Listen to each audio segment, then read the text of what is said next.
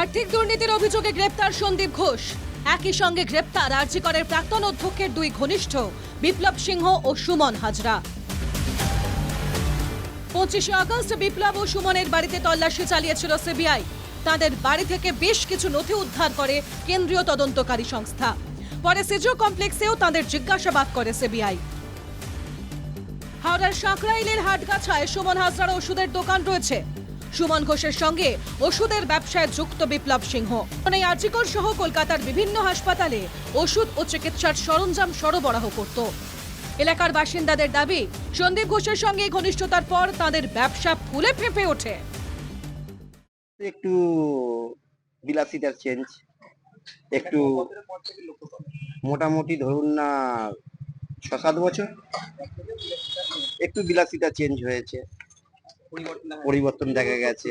কিরকম পার্টি তো অবশ্যই করতেই, এবার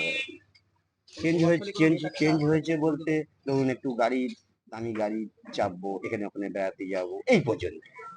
যেটুকুন আমরা পাড়ার ছেলে হিসেবে যেটুকুন জানি সেই। তখন অতটা বিলাসিতা ছিল না।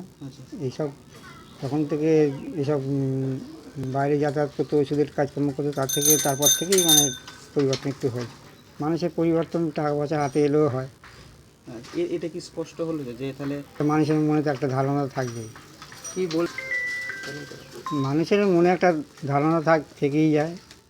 আগে যখন ছিল মানুষ পরিবর্তন হয়, পরিবর্তন পরে যখন এইসব দুর্নীতি দেখা যায় তখন তো মানুষের ধারণা তৈরি হয়। সন্দীপ ঘোষ সহ 4 জনকে সিবিআই গ্রেপ্তার করতেই শুরু রাজনৈতিক চর্চা। সুমন হাজরা ও বিপ্লব সিংহের সঙ্গে তৃণমূল নেতাদের ছবি পোস্ট করে কটাক্ষ অমিত মালভিয়ার। শাসক দলের মদতেই সরকারি হাসপাতালে দালাল চক্র সক্রিয়, অভিযোগ বিজেপি নেতাদের। সন্দীপ ঘোষের সঙ্গে এদেরকে অ্যারেস্ট করা হয়েছে। তারপর থেকেই এলাকায় খোঁজ নিয়ে আমরা জানতে পেরেছি যে এরা স্থানীয়ভাবে টিএমসির খুব প্রভাবশালী লোক।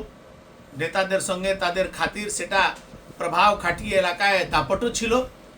আপনি যদি ভালো করে এই স্বাস্থ্য বিভাগে যে মাফিয়ারা চলছে এর যদি পর্দাফাশ এইভাবেই হতে শুরু হয়, তাহলে আপনি দেখতে পারবেন পূর্ণভাবে এই পুরো ঘটনার পিছনে তৃণমূল কংগ্রেসের একটা বড় নেক্সাস আপনাদের সামনে আসবে। বিরোধীদের অভিযোগ মানতে নারাজ শাসক দলের নেতৃত্বরা। যে ছবিটা আপনারা দেখতে পাচ্ছেন ওটা বাসুদেবপুর মিলন উৎসব বলে একটা অরাজনৈতিক একটা উৎসব শীতকালেই হয়েছিল। সেখানে বিধায়ক হিসাবে কল্যাণ ঘোষ, বিধায়ক হিসাবে নন্দিতা চৌধুরী, জেলা পরিষদ সদস্য হিসাবে আমি, এলাকার পঞ্চায়েত প্রধান, বহু জনপ্রতিনিধিদের ডেকেছিল। সেইখানে আমরা গিয়েছিলাম। সেখানে ওই যে সুমন হাজরা আর বিপ্লব, ঠিক আছে, এই দুজন ছাড়াও বহু সংগঠক ছিল। তো তারা আমাদেরকে স্টেজের ওপর উঠেছি, ফুলের বুকে নিয়েছি। আরজিকর কাণ্ডে সিবিআই গতি বাড়াতেই রাজনৈতিক চর্চা তুঙ্গে। এদিকে শহর জুড়ে উঠছে আওয়াজ, বিচার চাই। হাওড়া থেকে অর্পণ সিংহের রিপোর্ট, এনকেটিভি বাংলা।